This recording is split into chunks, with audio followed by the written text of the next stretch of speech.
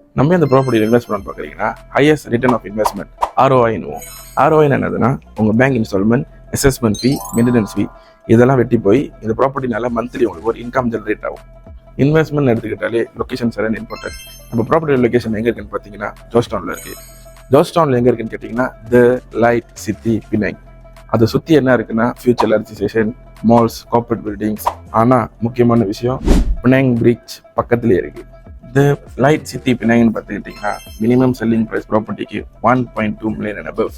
ஆனால் நம்ம ப்ராப்பர்ட்டியை பார்த்தீங்கன்னா 700K and above, lowest in the market.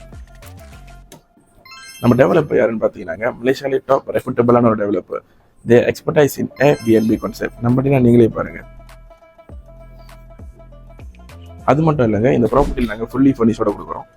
S இன்வெஸ்டராக நம்ம ப்ராப்பர்ட்டியை யார் மெயின்டைன் பண்ணுவோம் பார்த்துக்கோன்னு சொல்லி கவலை இருக்கும். கவலைப்படாதீங்க. Check in, check out, house keeping, maintenance பார்த்துக்கிறதுக்கு இன் ஹவுஸில் டெவலப்பர் கிட்ட ஆள் இருக்கு. எஸ் இன்வெஸ்டராக நீங்கள் செய்யக்கூடிய ஒரே வேலை என்னதுன்னா உங்கள் ஃபோன் எடுத்து புக்கிங்கை செக் பண்ணி கேஷ் ஃப்ளோ பார்க்குறது.